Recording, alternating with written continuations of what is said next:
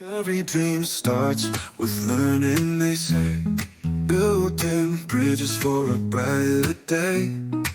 Through the clouds we'll find our way. Together stronger come what may. Hello students, Every welcome to step MS teacher carves a channel. path आज anew. हम nutrition A chapter का spark of एक hope topic in diseases के all बारे में we पढ़ने जा do. रहे हैं। Hand in health hand aspects we'll of push elementary through. Canal. हम लास्ट क्लास में पढ़े थे डाइजेस्टिव सिस्टम के बारे में, कैसा फूड जो है सो डाइजेस्ट होता है और कौन से पार्ट में कितना डाइजेशन होता है। हम सारा ये चीज़ें पढ़ चुके हैं। अब उसका कंटिन्यूएशन देखिए कि फूड से डिसीजेस क्या हो सकते हैं। फूड जैसा हमारे को ज़रूरी है, फूड हमारी हेल्थ के लिए जितना ज़रूरी है उतना नुकसान भी देता है। हमको कितना खाना खाना है, कौन सा खाना खाना है, उसके बारे में हम पढ़ेंगे। Elementary canal also known as the digestive tract. Elementary canal हम पढ़ चुके हैं, जिसको हम डाइजेस्टिव ट्रैक भी बोलते हैं। Generally work very efficiently to digest food and keep our body nourished. जो एलिमेंटरी केनॉल है, माउथ से लेके एनस तक जो एलिमेंटरी केनॉल है, वो एलिमेंटरी केनॉल बहुत अच्छी तरीके से अपना वर्क करता है, फूड को डाइजेस्ट करता है और हमको जो है सो हमारी बॉडी को नरिश करता है, यानी कि सारे न्यूट्रिएंट्स देता है। However when it is mistreated, अगर आप उसके साथ मिसट्रीट करेंगे, उसको सही नहीं करेंगे, तो वो ये जैसे कि अगर ओवर ईटिंग कर लेंगे, ज़्यादा खा लेंगे, या फिर आप कुछ हार्मफुल सब्सटेंसेस खा लेंगे, अनहेल्दी चीज़ अगर कर लेंगे, आपकी हैबिट अच्छी नहीं रहेंगी, आपका लाइफस्टाइल अगर सही नहीं रहेगा, तो एलिमेंटरी केनॉल में प्रॉब्लम हो सकते हैं। Problems occur these problems commonly show up as vomiting और इंडाइजेशन। अगर आपके एलिमेंटरी केनॉल में कोई प्रॉब्लम होती है, तो सबसे पहले आपको क्या होता है, सिम्टम्स आते हैं। सिम्टम्स क्या होता है कि वॉमिटिंग होती है या इंडाइजेशन, डाइजेस्ट नहीं होता है। तो पहले देखेंगे कि वॉमिटिंग ये क्या है। एक वॉमिटिंग एक बॉडी का प्रोटेक्टिव मैकेनिज्म है ये।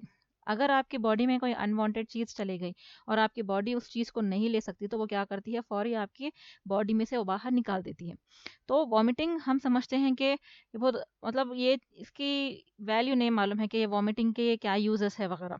तो वॉमिटिंग एक प्रोटेक्टिव मैकेनिज्म है बॉडी का। Vomiting is the body protective mechanism. ये एक बॉडी का प्रोटेक्टिव मैकेनिज्म है जो हमारी बॉडी को बचाता है टू रिमूव हार्मफुल और unwanted substances from the stomach. अगर आपके स्टमक में कोई हार्मफुल सब्सटेंसेस या अनवांटेड सब्सटेंस अगर आते हैं, तो वो बाहर निकाल देता है। ये कैसा होता है, the stomach and oesophagus use reverse peristaltic movements. हम ईसोफेगस में पढ़े थे, पेरिस्टाल्टिक मूवमेंट होता है, खाना जो है सो ईसोफेगस से होते हुए जो है सो स्टमक में जाता है। ये हम चीज़ें पढ़े। अब यहाँ पर क्या होता है कि ये रिवर्स होता है, इसका उल्टा जो है सो होता है, यानी कि backward wave like muscle movement होता है। तो जिस तरीके से खाना ऊपर से नीचे पुश होकर आता है मूवमेंट्स के जरिए, हाँ, उसी तरीके से यहाँ पर क्या होता है, बैकवर्ड जो है सो खाना जो है सो पुश होकर बाहर निकल जाता है। To push the food out through the mouth, यानी कि स्टमक में आपका फूड है, वो फूड क्या होता है, ईसोफेगस से होते हुए मूवमेंट होते हैं। ईसोफेगस में बैकवर्ड मूवमेंट होने की वजह से वेव लाइक मसल मूवमेंट होते हैं, वहां पर जो आपका खाना है वो क्या होता है, माउथ के जरिए बाहर निकल जाता है। दिस रिफ्लेक्स एक्शन, ये एक्शन को रिफ्लेक्स एक्शन बोलते हैं, यानी कि सडनली होती है ये चीज। Help to expel harmful substances, ये मदद करता है हार्मफुल सब्सटेंसेस आपकी बॉडी में से बाहर निकालने के लिए, एक्सपेल आउट करने के लिए। That may have enter the stomach, जो स्टमक के अंदर चले जाते हैं। अब देखिए कि वजूहात क्या है, रीजंस क्या है वॉमिटिंग होने के। Eating of food with high fat content, अगर आपके फूड में अगर ज़्यादा फैट अगर रहा, फैट का कंटेंट अगर ज़्यादा रहा, तो भी वॉमिटिंग होने के चांसेस रहते हैं। Eating something that is very difficult to digest और पॉसिबली टॉक्सिक, कोई खाने में ऐसी चीज़ जो टॉक्सिक आ गई तो भी वॉमिटिंग होते हैं, या फिर कोई ऐसी चीज़ जो डाइजेस्ट नहीं हो सकती है तो भी वॉमिटिंग हो सकते हैं। When the vomit appears greenish in color, it is called bilious और liverish vomit। अगर आपकी वॉमिट का कलर ग्रीन कलर रहा, तो उस वॉमिट को आप बिलियस भी बोल सकते हैं और लेवरिश वॉमिट भी बोल सकते हैं। ये इसलिए हो सकता है क्योंकि लीवर के अंदर से एक डाइजेस्टिव जूस, हम पढ़े थे आपके डाइजेशन प्रोसेस में, हम ये पढ़े हैं कि लीवर के अंदर जो डाइजेस्टिव जूस प्रोड्यूस होता है, जिसको हम बाइल कहते हैं, वो बाइल जाके क्या होता है, मिक्स होता है वॉमिट से। यानी कि आपका जो फूड है निकलने वाला है, जो एक्सपेल आउट होने वाला है, वो फूड से मिलता है, इसीलिए उसका कलर जो है सो चेंज हो जाता है और ग्रीन कलर हो जाता है। और ये इसलिए होता है कि आप अगर ओवर ईटिंग ज़्यादा खा लेने की वजह से होता है, या फिर आप फैटी फूड अगर लेते हैं तो ये होता है, डाइजेस्ट नहीं होता है किसमें, लीवर के अंदर। अब यहाँ पर आगे ये देखते हैं इनडाइजेशन। इनडाइजेशन यानी कि खाना हजम नहीं होगा। When the digestive system fail to cope, अगर आपका डाइजेस्टिव सिस्टम अगर जो है सो फेल हो गया, डाइजेशन अगर नहीं हो सका, तो इनडाइजेशन होता है। Indigestion is a common term that refers to difficulty in the digestion of the food, यानी कि मुश्किल होती है खाना डाइजेस्ट करने के लिए, और वो खाना डाइजेस्ट नहीं होता है, बाहर निकल जाता है, इसको बोलेंगे इनडाइजेशन। ये एक डिसीज नहीं है बट एक सिम्टम है of underlying problem in the digestive process. आपके डाइजेस्टिव प्रोसेस में, एलिमेंटरी केनॉल में जो प्रोसेस होता है उसमें प्रॉब्लम होता है, तो ये इनडाइजेशन होता है। ये एक डिसीज नहीं है, बीमारी नहीं है। अब यहाँ पर देखते हैं कि इनडाइजेशन के वजूहत, रीजंस क्या है। ओवर ईटिंग, ज़्यादा खा लेना, या फिर ईटिंग टू क्विकली, जल्दी जल्दी खाने से और ज़्यादा खाने से होता है। ईटिंग ऑयली, फैटी और स्पाइसी फूड, ज़्यादा तेल वाले फैटी वाले फूड्स या फिर जो है सो स्पाइसी फूड्स खाने से होता है। लैक ऑफ फिजिकल एक्टिविटी, आप खा ले रहे हैं, कोई एक्टिविटी नहीं कर रहे हैं, एक्सरसाइज नहीं कर रहे हैं, तो ये चीज़ें होती हैं, इंडाइजेशन होता है। या स्ट्रेस और एंग्जाइटी की वजह से भी होता है। स्ट्रेस की वजह से भी आपके स्टमक के ऊपर इफेक्ट होता है और वो डाइजेस्ट नहीं होता है और इंडाइजेशन हो जाता है। Healthy habits to maintain good digestive system. Healthy habits ऐसे कौन से हैबिट्स है जो आप अपने डाइजेस्टिव सिस्टम को अच्छा रख सकते हैं। To avoid problems like vomiting, indigestion and other digestive issues, अगर आप वॉमिटिंग, इंडाइजेशन और डाइजेस्टिव इश्यूज को अगर आप अवॉइड करना चाह रहे हैं, तो हमको थोड़े से हेल्दी हैबिट्स फॉलो करने पड़ेंगे। Having simple well balance meal, अपना मील यानी कि फूड आपका सिंपल रहना चाहिए और बैलेंस रहना चाहिए, जिसके अंदर सारे न्यूट्रिएंट्स रहना, कार्बोहाइड्रेट्स, प्रोटीन्स, फैट्स, विटामिन्स, ये सारे न्यूट्रिएंट्स भी प्रेजेंट रहना, ऑयल नहीं रहना और सिंपल फूड रहना आपका। Avoid avoiding violent exercise soon after eating food, आप खाना खाते ही फौरन बाद एक्सरसाइज नहीं करना चाहिए, इससे भी आपके डाइजेस्टिव प्रोसेस को अफेक्ट होता है। ड्रिंकिंग प्लेंटी ऑफ वाटर, पानी जितना ज़्यादा पीएंगे आपकी बॉडी के अंदर उतने टॉक्सिन्स रिलीज हो जाएंगे, ठीक है, बाहर निकल जाएंगे। आप पानी अगर नहीं पीएंगे तो आपकी बॉडी के अंदर जो भी वेस्ट मटेरियल है, टॉक्सिन्स है, वो वैसे ही रह जाएंगे, जिसका अफेक्ट होता है डाइजेशन के ऊपर भी अफेक्ट होता है। Intake of fibre rich food to avoid constipation, अगर आपके फूड में फाइबर नहीं रहा, फाइबर जो है सो हमारे मदद करता है डाइजेशन में, कॉन्स्टिपेशन नहीं होता है, यानी कि स्टूल हार्ड नहीं होता है, तो ये फ्रूट्स और वेजिटेबल्स के अंदर रहता है। तो ज़्यादा से ज़्यादा फ्रूट्स और वेजिटेबल्स अगर आप यूज़ करेंगे तो फाइबर मिलेगा बॉडी को, जिससे कॉन्स्टिपेशन नहीं होगा। तो ये सारी चीज़ों का ध्यान रखना चाहिए अगर आपको ये इनडाइजेशन, वॉमिटिंग्स वगैरह से बचना है। तो अगर आप ये चीज़ें नहीं करते हैं तो आप क्या सीरियस कंडीशंस हो सकते हैं। इनडाइजेशन समटाइम बिकम सीरियस, अगर आपका खाना हजम नहीं हुआ तो वो क्या है, कभी कभी सीरियस प्रॉब्लम भी बनता है, और जिसकी वजह से अल्सर्स हो जाते हैं आपके स्टमक और डियोडिनम पार्ट के ऊपर। डियोडिनम हम पढ़े थे कि स्टमक का पहला फर्स्ट पार्ट जो हिस्सा है उसको हम डियोडिनम बोलेंगे। ये बहुत पेनफुल होते हैं in the lining of the digestive track. Digestive track में, एलिमेंटरी किनॉल के लाइनिंग में, वॉल्स में ये फॉर्म होते हैं और बहुत पेनफुल होते हैं। ये क्यों होते हैं बोले तो इम्प्रॉपर डाइट, आप डाइट प्रॉपर नहीं ले सकते, जैसे कि स्पाइसी फूड ले ले रहे हैं, यानी कि टाइम पे खाना नहीं खा रहे हैं, ऑयली फूड ले ले रहे हैं, बाहर का खा ले रहे हैं, जंक फूड ले ले रहे हैं, ये सब चीज़ें होती हैं। स्ट्रेस की वजह से भी होता है, और इन्फेक्शन, एक बैक्टीरिया है जिसका नाम हेलिकोबैक्टर पाइलोरी इसका नाम है, ये बैक्टीरिया की वजह से भी हमारे को, हमारे जो स्टमक है उसमें इन्फेक्शंस होते हैं। और यूज़ ऑफ सर्टेन मेडिकेशंस, बहुत सारे पेन किलर्स लेने की वजह से या कोई एंटी इन्फ्लेमेटरी ड्रग्स लेने की वजह से भी हमारे स्टमक के ऊपर इफेक्ट होते हैं और अल्सर्स होते हैं, इसीलिए एंटीबायोटिक्स, पेन किलर्स वगैरह इस्तेमाल नहीं करना चाहिए, ये हमारी बॉडी के लिए हार्मफुल है। अब डिसीजेस जो है सो डिसीजेस के बारे में हम पढ़ने जा रहे हैं। माल न्यूट्रिशन की वजह से न्यूट्रिएंट्स कम अगर हो गए आपकी बॉडी में, हम यहाँ तक जो पढ़े कि इंडाइजेशन की वजह से, वॉमिटिंग की वजह से क्या क्या चीज़ें होती हैं, कौन सा फूड, हमारा इम्प्रॉपर डाइट, ये सब चीज़ें हम पढ़ लिए हैं। अब हम जो पढ़ने जा रहे हैं वो डिसीज़ के बारे में पढ़ने जा रहे हैं। अगर आपको न्यूट्रिएंट्स बॉडी में नहीं मिलते हैं, आपके फूड में नहीं रहते हैं, तो डिसीजेस होते हैं, वो डिसीजेस के बारे में हम पढ़ेंगे। माल न्यूट्रिशन किसे कहते हैं? माल न्यूट्रिशन एक ऐसी कंडीशन है that arises when a person diet lakhs adequate nutrients needed for proper growth, development and the functioning of the body. malnutrition का मतलब वो है कि किसी भी इंसान के, कोई पर्सन की डाइट में न्यूट्रिएंट्स की कमी होती है। वो न्यूट्रिएंट्स जो आपके बॉडी को ज़रूरी रहती है, वो ज़रूरी न्यूट्रिएंट्स अगर आपको नहीं मिलते हैं फूड में, तो आपकी ग्रोथ के ऊपर इफेक्ट होता है, आपका डेवलपमेंट नहीं होता है, आपके बॉडी के फंक्शंस नहीं होते हैं। तो ऐसे ही उसमें क्या होते हैं, बहुत सारे डिसीजेस हो जाते हैं। वो किस लिए होते हैं कि माल न्यूट्रिशन की वजह से होते हैं, और ये अफेक्ट करते हैं millions of people world wide, specially in the developing countries. जो अभी डेवलप हो रहे हैं कंट्रीज, अभी डेवलप नहीं है, वो डेवलपिंग कंट्रीज में ज़्यादा से ज़्यादा ये चीज़ें देखने को मिलती हैं। What is malnutrition? The term malnutrition refers to the state in which a person's diet lacks one or more essential nutrients in the required amount.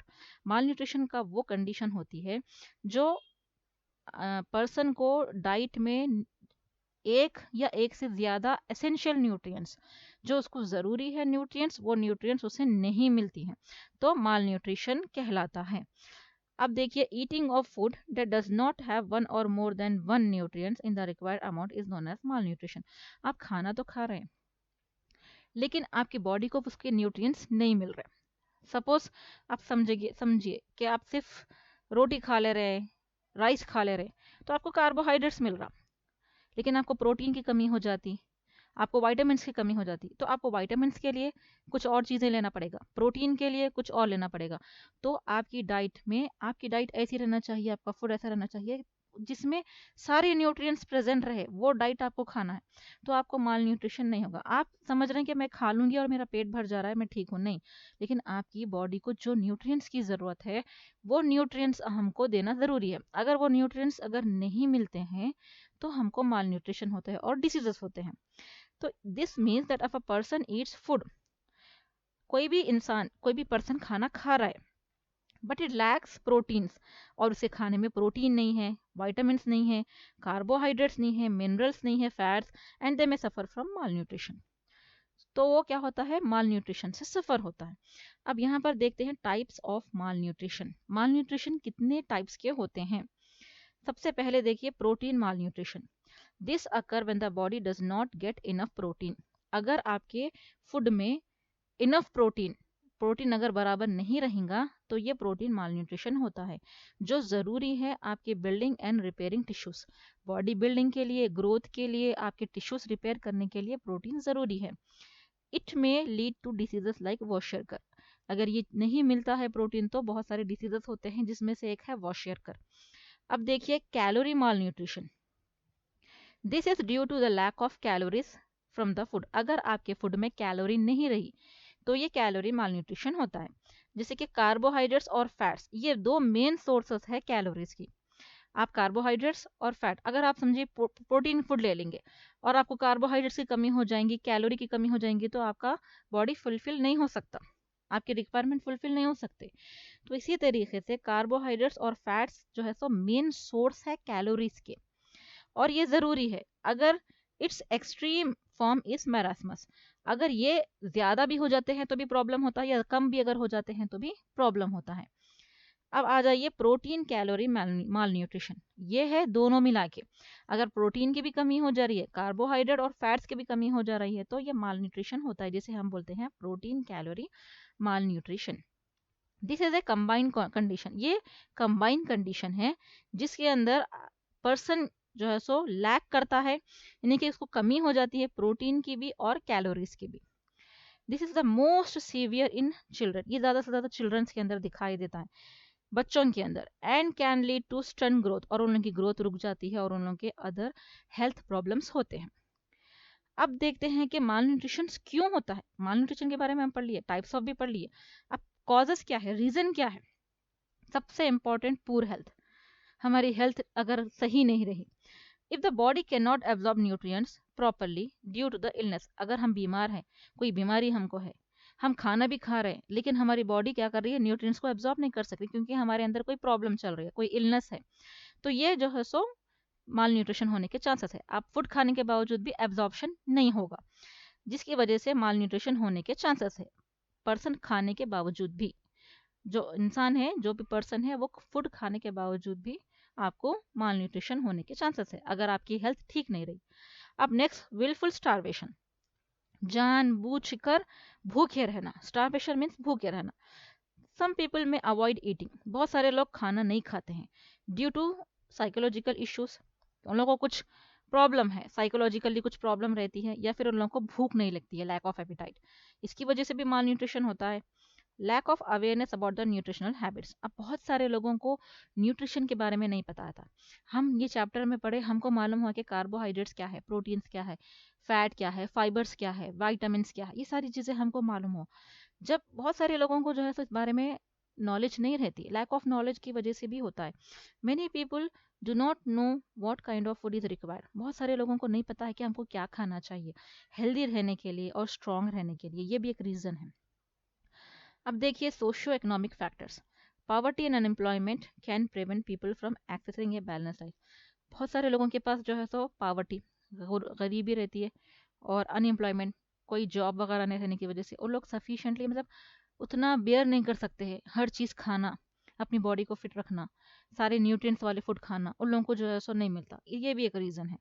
Food unavailability in some regions, बहुत सारे रीजन्स में, specially during drought और feminine, जहाँ पर सूखा रहता है, बारिश वगैरह नहीं होती है, वहाँ पर भी क्या होता है, खाना नहीं मिलता है, वहाँ ग्रो नहीं कर सकते, कुछ प्रॉब्लम्स होती, कोई रीजन की वजह से, कोई इशू की वजह से, क्लाइमेटिक कंडीशन की वजह से वहाँ पर क्या है, ग्रो नहीं कर सकते या ग्रो नहीं होता।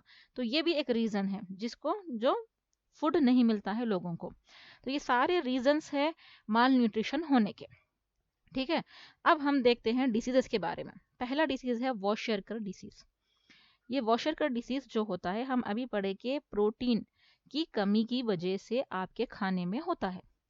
ठीक है, अब ये कैसा होता है, the body can not build and or repair tissues properly because of lack of protein. अब आप खाना खा रहे हैं, आपके खाने में प्रोटीन नहीं है, ठीक है, अब वो प्रोटीन नहीं है तो आप क्या करेंगे, खाना तो खा ले रहे हैं लेकिन आप उसका इफेक्ट आपकी बॉडी के अंदर होता है।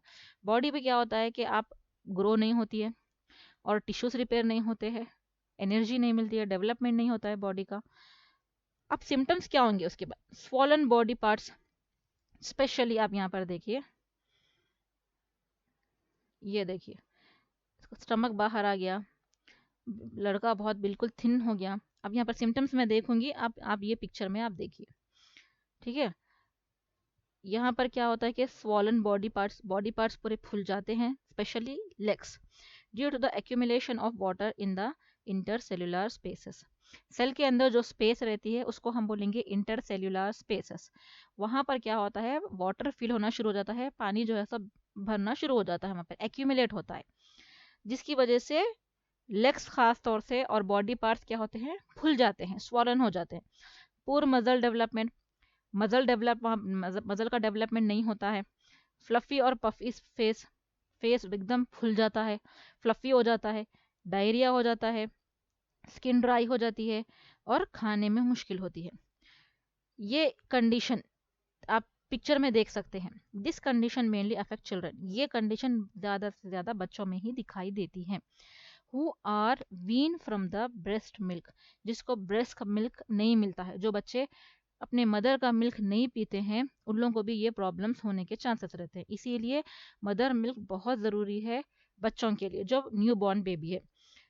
And are not given enough protein rich food, और उन लोगों को बाद में भी खाना जो दिया जाता है उसमें प्रोटीन नहीं रहता है, तो इसीलिए भी जो है सो ये वॉशरकर डिसीज होती है। अब देखिए मैरास्मस, ये किस वजह से होती है, इसका क्या है cause, deficiency of both protein and calorie, यानी कि इसमें प्रोटीन भी नहीं रहता है, कार्बोहाइड्रेट्स भी नहीं है, फैट्स भी नहीं है ये फूड के अंदर। और ये किस में दिखाई देती है, चिल्ड्रन में, specially when the second child is born, और ज़्यादा से ज़्यादा सेकेंड चाइल्ड में ये दिखाई देता है। क्यों, क्योंकि immediately after the first leading too early weaning, क्या होता है कि अब फर्स्ट बेबी होता है, उसके बाद सेकेंड बेबी होता है, तो क्या होता है यहाँ पर टाइम नहीं मिलता है, सफिशिएंट फूड नहीं रहता है दोनों को देखने के लिए, तो इसीलिए क्या होता है ये सेकेंड बेबी के अंदर ज़्यादा से ज़्यादा दिखाई देता है। अब नया बेबी अगर आ जाए तो उसके पीछे रहते हैं, तो यहाँ पर क्या होता है बच्चों का कंसर्न करने के लिए टाइम नहीं रहता है, गैप रहना चाहिए, एक बेबी के दूसरे बेबी के बीच में गैप रहना चाहिए। तो ये इस वजह से भी होता है। एक्सट्रीम थिननेस, इसमें सिम्टम्स देखिए कि बहुत दुबले हो जाते हैं, उसमें स्केलेटन दिखाई देता है।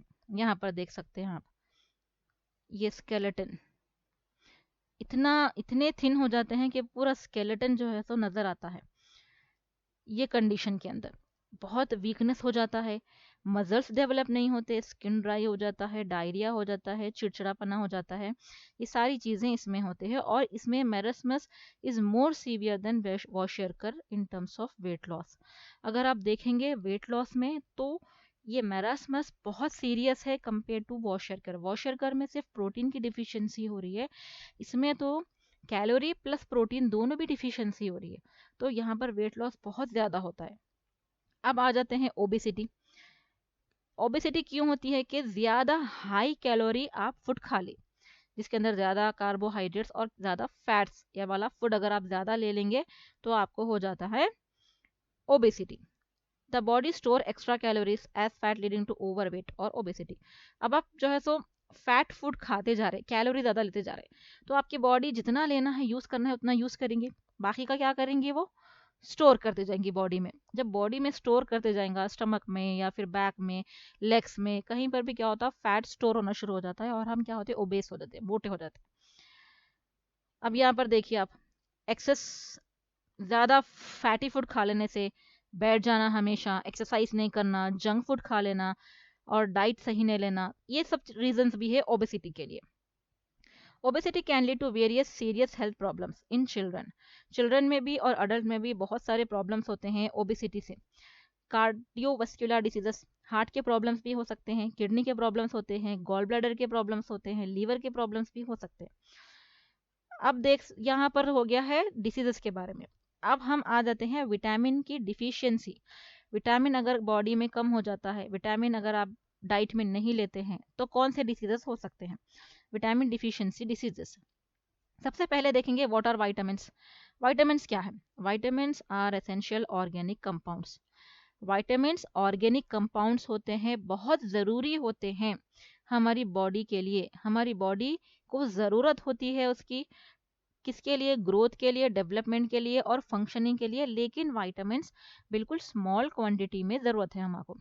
जैसा प्रोटीन्स और कैलोरी जैसा हम लेते हैं, उतनी ज़रूरत नहीं रहती है, विटामिन्स को बिल्कुल स्मॉल अमाउंट की ही ज़रूरत होती है, उतनी ही ज़रूरत काफ़ी है अपने को।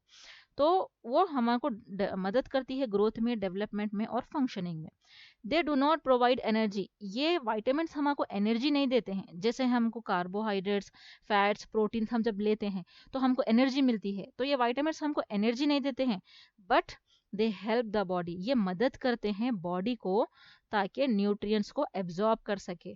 ठीक है, जो न्यूट्रिएंट्स हमको ज़रूरी है, बॉडी को ज़रूरी है, वो चीज़ों को जो ज़रूरी है हमारी बॉडी को, इसमें मदद करते हैं कौन, विटामिन्स। ठीक है, बॉडी की फंक्शनिंग के लिए।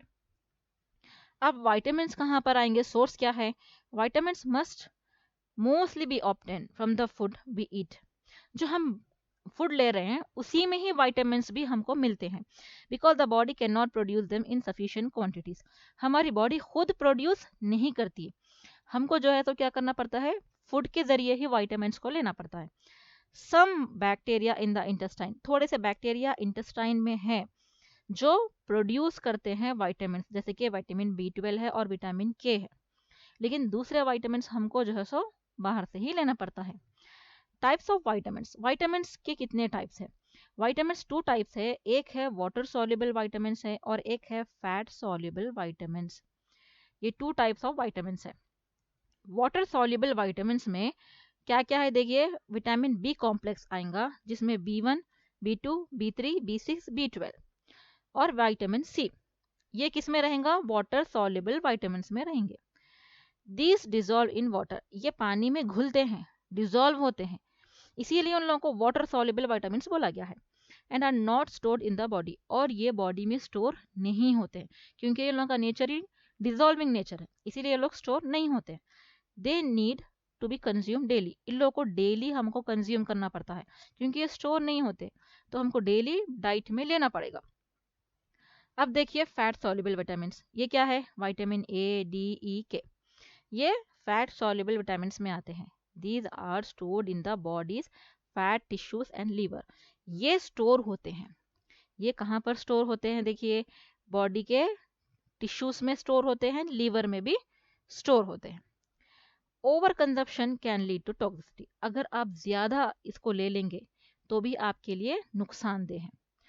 अब विटामिन्स का इंपॉर्टेंस क्या है हमारी बॉडी में? बूस्ट इम्यूनिटी, इम्यूनिटी को बढ़ाता है। सपोर्ट नॉर्मल ग्रोथ, आपकी ग्रोथ को बढ़ाता है, डेवलपमेंट होता है। Help cells and organs work properly, आपके सेल्स और ऑर्गन्स को मदद मिलती है फंक्शनिंग करने की। प्रिवेंट डिफिशियंसी डिसीजेस, विटामिन की कमी की वजह से बहुत सारे ऐसे डिसीजेस होते हैं जो अगर आप विटामिन लेंगे तो वो नहीं होंगे, जैसे कि scurvy, rickets, pellagra, night blindness, ये सारे डिसीजेस है। एक है पेलेग्रा, ठीक है। पेलेग्रा एक डिसीज है cause by the deficiency of niacin. Niacin को विटामिन B3 भी बोला जाता है। तो विटामिन B3 की कमी की वजह से ये डिसीज होता है pellagra. It is mainly found in people who do not gate niacin rich food. अगर जो फूड के अंदर नियासिन है और वो फूड अगर आप नहीं लेते हैं तो ये डिसीज होने के चांसेस है। जैसे कि मिल्क में होता है, लीवर में, किडनी में, एग्स में, फिश और मीट, ये फूड के अंदर आपका नियासिन प्रेजेंट रहता है। तो ये फूड अगर आप कंज्यूम करते हैं तो आपको विटामिन मिलेगा, ठीक है। अब सिम्टम्स क्या होगा पेलेग्रा में? डर्माटाइटिस, स्किन का इन्फ्लेमेशन हो जाएगा, स्किन की कुछ प्रॉब्लम्स शुरू हो जाएंगी, डायरिया हो जाएगा, डिमेंशिया यानी कि आप कंफ्यूज रहेंगे, आपको कुछ याद नहीं रहेगा परमानेंटली या टेम्परवरी, आप जो है सब मेमोरी लॉस हो जाएंगी आपकी। और scaly and rough skin, skin क्या हो जाएंगी? रफ हो जाएंगी। अब यहाँ पर आप एक देखिए, आपका चार्ट है जहाँ पर विटामिन है। ये विटामिन आपको सोर्स क्या खाने से मिलेंगे, अगर आप नहीं खाते हैं तो क्या बीमारी होती है, और उसके फिर क्या सिम्टम्स रहेंगे, ठीक है। अब मैं वन बाय वन यहाँ पर मैं आप पढ़ के बताऊंगी, आप ज़रा केयरफुली सुनिए और समझिए। ये है विटामिन, ये सोर्सेस है, यानी कि आपको कौन से फूड में आपको मिलेगा। अगर आप नहीं लेंगे तो क्या डिफिशियंसी होगी, क्या डिसीजेस हो जाएंगे, और उसके सिम्टम्स। पहला है B1, विटामिन B1 सीरियल्स में रहता है, मिल्क में और मीट में रहता है। अगर आप ये नहीं लेंगे तो हो जाएगी डिसीज बेरी बेरी, और उसके सिम्टम्स वॉमिटिंग होते हैं, फिट्स आते हैं, आपको सांस लेने में मुश्किल हो जाती है। विटामिन B2 मिल्क में, एग में और ग्रीन वेजिटेबल्स में रहता है। अगर डिसीज क्या होगा आपको? ग्लॉसिटिस, माउथ क्रैक्स हो जाएगा उसमें, यानी कि मुंह में जो है सो फटना शुरू हो जाता, और जबान जो है सो आपकी रेड हो जाएगी, ठीक है। अब आ जाते हैं विटामिन B3 पे। ये भी मीट में है, एग्स में है, सीड्स में प्रेजेंट है। अगर डिफिशियंसी हो जाती है, नहीं लेते हैं, तो पेलेग्रा होगा, जो स्किन की प्रॉब्लम होगी, डर्माटाइटिस, डायरिया वगैरह हो जाएगा। विटामिन B6 में देखिए सीरियल्स में रहते हैं, वेजिटेबल्स में रहते हैं। अगर नहीं लेंगे तो एनीमिया हो जाएगा, यानी कि ब्लड की कमी हो जाएगी। एनीमिया मीन्स ब्लड की कमी हो जाना, जिससे आपको नौसिया, वॉमिटिंग ये होगा। Vitamin B12 synthesize by bacteria, आपके बैक्टीरिया सिंथेसाइज करेगा। अगर डिफिशियंसी हो जाएगी तो परनीशियस एनीमिया होगा, ठीक है। वीकनेस हो जाएगा, लो एपेटाइट, भूख नहीं लगेगी आपको। नेक्स्ट है फोलिक एसिड, ये लीवर में, एक्स में, ग्रीन्स में है था ये। अगर आपकी डिफिशियंसी हो गई तो एनीमिया हो जाएगा, ब्लड कम हो जाएगा, जिससे बहुत सारे सिम्टम्स होंगे, डायरिया, आपकी ब्रीथिंग की प्रॉब्लम होगी, बहुत सारे ऑक्सीजन नहीं मिलेगा अगर ब्लड कम हो जाएगा तो।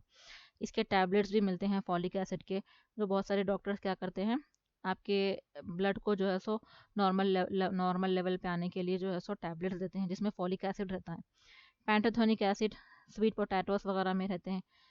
अगर ये डिफिशियंसी हो गई तो बर्निंग फीट होता है, यानी कि आपके फीट में जलन होती है, और स्प्रेन्स होता है, ठीक है।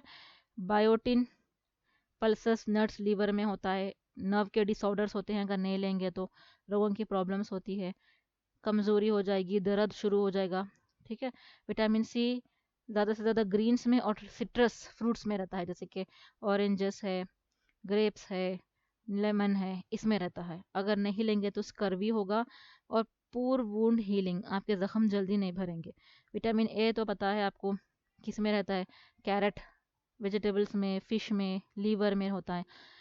आइस का प्रॉब्लम हो जाएगा, स्किन का प्रॉब्लम हो जाएगा, एक आई का प्रॉब्लम होता है विटामिन ए की कमी की वजह से, जिसको नाइट ब्लाइंडनेस बोलेंगे, ठीक है, देखने में प्रॉब्लम हो जाती है।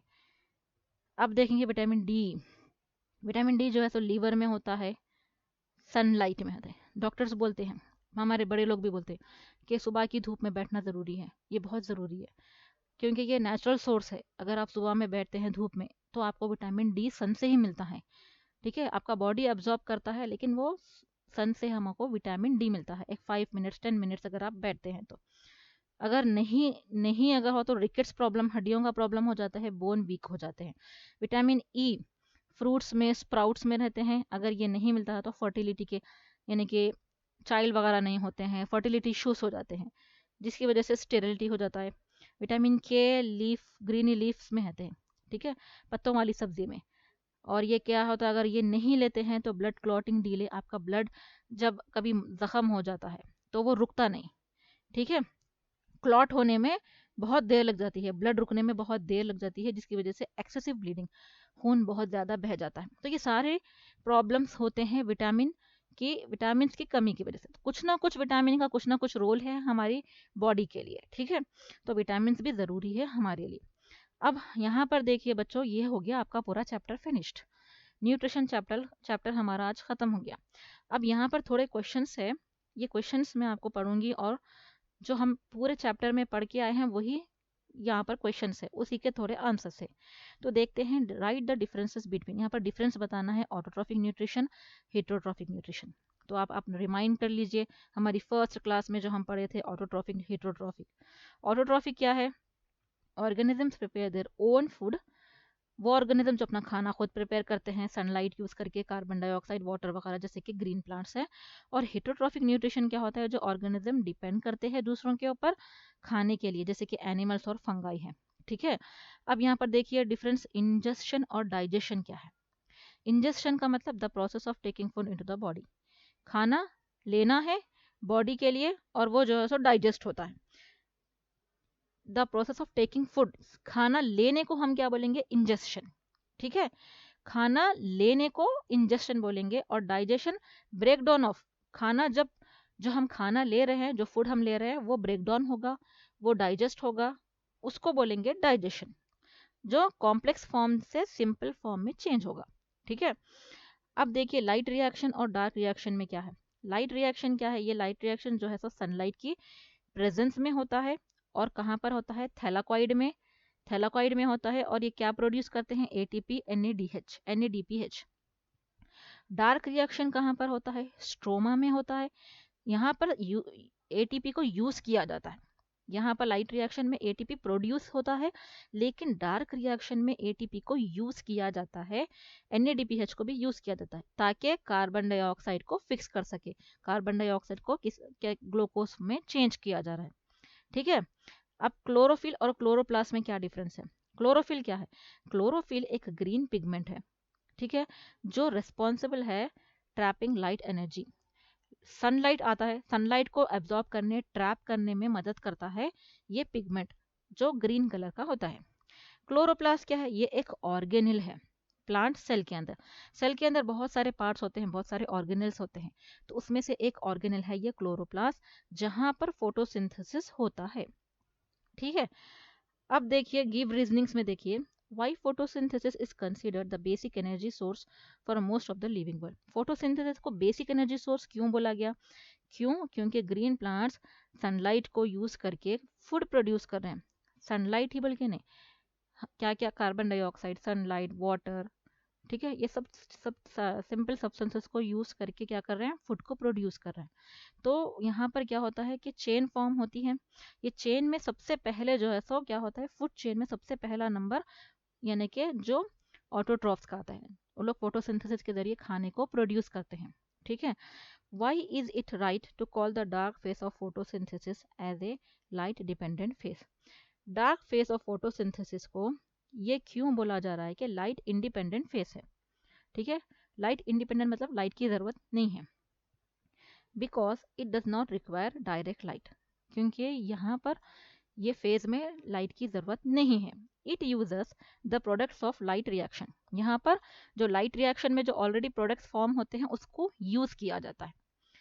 Why is it necessary to destarch plant before performing any experiment on photosynthesis? हम ये पढ़े थे कि फोटोसिंथेसिस में जब एक्सपेरिमेंट किया गया था तो लीफ को डिस्टार्च किया गया था, यानी कि लीफ के अंदर जो स्टार्च था उसको रिमूव कर दिया गया था। तो ये क्यों ज़रूरी है? To ensure that any starch found after the experiment is newly formed during the experiment। ये इसलिए ज़रूरी है कि आपके लीफ के अंदर जो स्टार्च प्रेजेंट है वो स्टार्च जो कलरिंग पिगमेंट है, ठीक है, जो कलरिंग पिगमेंट है वो उससे मिक्स नहीं हो जाना, इसीलिए जो है तो हमको डी स्टार्च किया जाता है। Why is it necessary to destarch plant before performing an experiment? आप आपको कंफर्म करने के लिए यहाँ पर जो है तो डी स्टार्च करना ज़रूरी है। Why is it possible to demonstrate respiration in green plants kept in sunlight? ये डिमॉन्स्ट्रेट किया गया कि ग्रीन प्लांट्स के अंदर रेस्पिरेशन होता है जो सनलाइट में है। बिकॉज द ऑक्सीजन रिलीज, क्यों? क्योंकि फोटोसिंथेसिस में क्या रिलीज होता है? ऑक्सीजन। और ऑक्सीजन किस लिए काम में आता है? रेस्पिरेशन के, ठीक है। Mask the oxygen use in respiration, इसीलिए जो है सो ग्रीन प्लांट्स का लिंक है रेस्पिरेशन से, क्योंकि ऑक्सीजन है। Give examples. अब यहाँ पर देखिए डाइजेस्टिव एंजाइम्स क्या क्या है? Amylase, pepsin, trypsin. Organisms exhibiting heterotrophic nutrition, कौन कौन जो है सो हेटरोट्रॉफिक न्यूट्रिशन में आते हैं? ह्यूमंस है, फंगाई, एनिमल्स। वाइटामिन्स क्या है? वाइटामिन्स ए, B1, B2, C, D। Vitamins आप लिख सकते हैं, अभी हमने पढ़ा है। वाटर सॉल्युबल है, फैट सॉल्युबल है। वाटर सॉल्युबल के अलग एग्जाम्पल्स है, फैट सॉल्युबल के अलग एग्जाम्पल्स है। न्यूट्रिशनल डिफिशियंसी डिसीजेस क्या है? बेरी बेरी, पेलेग्रास, कर्वी, रिकेट्स, ठीक है। From where do plants get the raw materials required for the photosynthesis? Photosynthesis के लिए जो रॉ मटेरियल है वो कहाँ से लेते हैं? कार्बन डाइऑक्साइड को लिया जाता है एयर से, वाटर को सॉइल से, सनलाइट को सन से, और क्लोरोफिल प्रेजेंट रहता है लीफ से, ठीक है। Explain the process of photosynthesis with the help of flow chart. अब ये डिटेल में आप ऑलरेडी हम पढ़ चुके हैं और हमारे ये नोट्स भी हैं, मैंने जो आपको स्टार्टिंग से क्लासेस लिया है उसमें आप अपने देख के आप जो है सो थोड़ा डिटेली जो है सो लिख सकते हैं। मैं अभी अभी आपको थोड़ा सा समझा दे रही हूँ, क्वेश्चन को आप समझ सके, आंसर भी समझ सके। लेकिन डिटेल अगर आपको इसका होना है तो आप मेरे प्रीवियस क्लासेस के नोट्स में आप देख सकते हैं, ठीक है। कार्बन डाइऑक्साइड और वाटर जब दोनों को मिला के in the presence of light energy और क्लोरोफिल में क्या फॉर्म होता है? ग्लूकोज और oxygen. What are the end products of photosynthesis? ये तो पता है हमको, ग्लूकोज होगा और ऑक्सीजन होगा। What is the substance that connects light reaction and dark reaction? कौन से ऐसे सब्सटेंसेस है जो लाइट रिएक्शन और डार्क रिएक्शन दोनों को कनेक्ट करते हैं? वो है ATP और NADPH, ठीक है। इन मोस्ट लीव्स, बहुत सारे लीव्स में the upper surface will be more green, ऊपर का जो सरफेस रहता है वो डार्क ग्रीन रहता है एंड शाइनी रहता है, लेकिन लोअर सरफेस उतना ज्यादा डार्क और शाइनी नहीं रहता है। Why? Because the upper surface has more chloroplast, क्योंकि ऊपर के सरफेस पे ज्यादा क्लोरोप्लास्ट है, ज्यादा क्लोरोफिल है। ज्यादा अगर क्लोरोप्लास्ट रहेगा तो क्लोरोफिल ज्यादा रहेगा, इसीलिए है अगर कंपेयर टू नीचे के, ठीक है। Explain the structure of chloroplast with A neatly label diagram. ये आप जो है सो रिफर कर सकते हैं आपके प्रीवियस क्लासेस के इंफॉर्मेशन में। What is the role of acid in stomach? Acid का क्या काम है, रोल क्या है स्टमक में?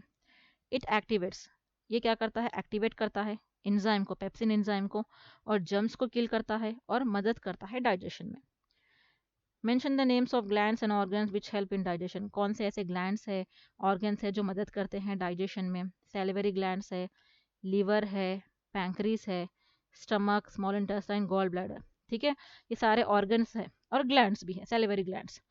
How is the small intestine design to assimilate the food? Small intestine को कैसा जो है सो डिजाइन किया गया ताकि वो फूड को एसिमुलेट कर सके, ठीक है। इट हैज विलाई और माइक्रोविलाई, हेयर लाइक प्रोजेक्शंस। अब सपोज ये वॉल है तो ये वॉल पे ऐसे हेयर लाइक्स, जिसको विल्ली और माइक्रोविल्ली कहते हैं, ये इसको, तो ये जो है सो इंटेस्टाइन के वॉल्स पे है। ये कहाँ पर प्रेजेंट है? इंटेस्टाइन के वॉल्स पे। ये इंटेस्टाइन के वॉल्स पे प्रेजेंट है, इसकी वजह से ही जो है सो डाइजेशन में मदद होता है, एब्जॉर्प्शन में, क्योंकि मोस्टली फूड इंटेस्टाइन में एब्जॉर्ब होता है, ठीक है। तो वहां पर एब्जॉर्प्शन ये विलाई की वजह से होता है। How are the fats digested? Fats कैसा डाइजेस्ट होते हैं and where do they get digested? और कहाँ पर होते हैं? फैट्स डाइजेस्टेड होते हैं by the bile and lipase. Bile और लाइपेज ये एंजाइम्स की वजह से, with the help of this enzymes, ये फैट डाइजेस्ट होता है स्मॉल इंटेस्टाइन में। What is the role of saliva? Saliva का रोल क्या है डाइजेशन ऑफ फूड में? सलाइवा के अंदर अमाइलेज एंजाइम होते हैं जो ब्रेक डाउन करते हैं स्टार्च को शुगर फॉर्म में। स्टार्च कॉम्प्लेक्स फॉर्म है, शुगर सिंपल फॉर्म है, ब्रेक डाउन करते हैं। What will happen to protein digestion as the medium of intestine is gradually render alkaline? अगर इंटेस्टाइन का जो मीडियम है, इंटेस्टाइन का जो नेचर है, अगर वो अल्कलाइन हो गया तो फिर प्रोटीन डाइजेशन कैसा होगा? Alkaline medium activates trypsin. अब देखिए इंटेस्टाइन का जो मीडियम होता है वो अल्कलाइन होता है, तो अल्कलाइन मीडियम क्या करता है? ट्रिप्सिन को एक्टिवेट करता है। ट्रिप्सिन क्या है कि एंजाइम है, वो एंजाइम को क्या करता है? एक्टिवेट करता है, विच कंटिन्यूस प्रोटीन डाइजेशन। तो ट्रिप्सिन मदद करता है प्रोटीन डाइजेशन करने में small intestine. Small intestine alkaline medium है, अल्कलाइन नेचर है, लेकिन अल्कलाइन नेचर होते हुए भी वो किसको एक्टिवेट करता है? ट्रिप्सिन को। तो ट्रिप्सिन मदद करता है प्रोटीन का डाइजेशन में। What is the role of roughages in the elementary canal? Roughages का क्या रोल है एलिमेंटरी केनॉल में? रोगेजस मतलब फाइबर, ठीक है। Roughages add bulky to the food and help in the smooth bowel of movement. अगर आपके फूड में roughages, roughages means fibre, fibre वाले फूड अगर रहेंगे तो आपका जो स्टूल रहता है, जो आपका जो मोशन रहता है, वो क्या है? स्मूथली पास होता है और वो स्मूथली निकल जाता है, कोई कॉन्स्टिपेशन नहीं होता है, मूवमेंट स्मूथ होता है। What is mall nutrition? अभी हमने पढ़ा है। और कौन से ऐसे डिसीजेस है? माल न्यूट्रिशन वो कंडीशन होती है जिसमें आपका बैलेंस डाइट नहीं रहता है, लैक ऑफ बैलेंस डाइट रहता है। एग्जाम्पल वॉशरकर हम अभी पढ़े हैं, मैरस्मस, कर्वी, रिकेट्स, ये सारे जो है सब प्रोटीन की डिफिशियंसी की वजह से, कैलोरी की deficiency, vitamin C, vitamin D की डिफिशियंसी की वजह से होता है। How do fungi and bacteria obtain their nourishment? अब बैक्टीरिया और फंगाई कैसा नरिशमेंट को लेते हैं? Fungi and bacteria obtain food by saprophytic और पैरासाइटिक न्यूट्रिशन। जो डेड लिविंग, जो डेड हो जाते हैं, जो मर जाते हैं लिविंग ऑर्गेनिज्म, उनको क्या करते हैं? उसमें से जो है सो लोग क्या करते हैं? अपना न्यूट्रिएंट्स लेते हैं, ठीक है। If we keep an increasing carbon dioxide concentration, अगर हम अपने एटमॉस्फेयर में, एयर में कार्बन डाइऑक्साइड का कॉन्सेंट्रेशन अगर बढ़ा देते हैं, तो what will happen to the rate of photosynthesis? Photosynthesis का रेट क्या होगा? Initially photosynthesis increases. पहले इनिशियली शुरुआत में फोटोसिंथेसिस भी बढ़ जाएगा, कार्बन डाइऑक्साइड ज़्यादा रहेगा तो फोटोसिंथेसिस शुरू में बढ़ जाएगा, but after a certain level, कुछ लेवल के बाद इट स्टॉप्स इंक्रीजिंग, यानी कि बढ़ना बंद हो जाएगा। क्यों? क्योंकि दूसरे फैक्टर्स की कमी हो जाएंगी, जैसे कि लाइट। अब कार्बन डाइऑक्साइड ज़्यादा है लेकिन लाइट कम है, कार्बन डाइऑक्साइड ज़्यादा है, वाटर कम है, तो एक वक्त तक बढ़ेगा, उसके बाद क्या है? जैसे कि दूसरे लाइट फैक्टर्स है, लाइट है, टेम्परेचर है, ये सारी चीज़ें कम अगर हो गई तो क्या हो जाएगा? इंक्रीज होना कम हो जाएगा। दूसरे फैक्टर्स भी अफेक्ट करते हैं, ठीक है। What happen if the rate of respiration is more? अगर रेट ऑफ रेस्पिरेशन ज़्यादा हो जाएगा रेट ऑफ फोटोसिंथेसिस में, तो क्या होगा? द प्लांट में नॉट प्रोड्यूस इनफ फूड। अगर फोटोसिंथेसिस कम हो जाएगा और रेस्पिरेशन ज़्यादा हो जाएगा प्लांट्स में, तो इसका नतीजा क्या होगा? कि प्लांट्स फूड ज़्यादा प्रिपेयर नहीं कर सकते हैं, ज़्यादा से ज़्यादा फूड प्रोड्यूस नहीं कर सकते हैं, and may eventually die due to loss energy, और एनर्जी कम होने की वजह से वो डाई हो जाएंगे। How can you say that the carbohydrates are not completely digested until they reach intestine? आप ये कैसा कह सकते हैं कि कार्बोहाइड्रेट्स पूरी तरीके से डाइजेस्ट नहीं है जब तक कि वो इंटेस्टाइन में नहीं पहुंचता है? Because only partial digestion of carbohydrates like starch happen in the mouth by saliva. Partial यानी कि आधा डाइजेशन माउथ में होता है, माउथ में, सलाइवा में एंजाइम्स होते हैं। सलाइवा के एंजाइम्स क्या होते हैं? अमाइलेस। अमाइलेस की वजह से कार्बोहाइड्रेट्स क्या होता है? ब्रेक डाउन होता है, पार्शियल डाइजेशन होता है, लेकिन कंप्लीट डाइजेशन वो स्मॉल इंटेस्टाइन में होता है। कौन से एंजाइम से? माल्टेस एंजाइम से, ठीक है। Next, what process do you follow in the laboratory to study the presence of starch in leaves? हम ये पहले पढ़ चुके हैं। डिस्टार्च करेंगे लीफ को, फिर बॉईल करेंगे अल्कोहल में, फिर वॉश करेंगे, आयोडीन में देखेंगे, ठीक है। ये एक्सपेरिमेंट्स के जो मेरी क्लास है उसमें आप देखिए, ये आपको मिल जाएगा। What would you demonstrate that the green plants release oxygen when exposed to light? अब आप यहाँ पर ये क्वेश्चन ऐसा पूछेगा, आपको डायरेक्ट ये नहीं बोलेगा कि हाइड्रोला प्लांट का एक्सपेरिमेंट करो। ये क्वेश्चन ऐसा पूछेगा कि अगर आप लाइट में एक्सपोज करते हैं प्लांट को और ऑक्सीजन रिलीज होता है तो आप इसको कैसा डेमोन्स्ट्रेट करेंगे। तो इनडायरेक्टली क्वेश्चंस पूछेगा। तो यहाँ पर हाइड्रिला प्लांट जो हमने एक्सपेरिमेंट का पढ़ा था वो यहाँ पर जो है सो आपको डिटेल में लिखना पड़ेगा। और यहाँ पर क्या है, visit a primary health centre. Primary health centre में आप जाके कुछ इंफॉर्मेशन कलेक्ट करो, माल न्यूट्रिशन की वजह से बच्चे कैसा सफ़र हो रहे हैं। तो ये चीज़ें आप जो है सो खुद पढ़ के जो है सो आपको समझ के लिखना पड़ेगा। Would the survival of organism become difficult if there are no green plants on earth? अगर अर्थ पे प्लांट्स नहीं रहेंगे तो क्या जीना ऑर्गेनिजम्स को सरवाइव करना मुश्किल होगा? यस, बिकॉज ग्रीन प्लांट्स जो है सो आपको ऑक्सीजन भी देते हैं और खाना भी देते हैं, फूड भी देते हैं।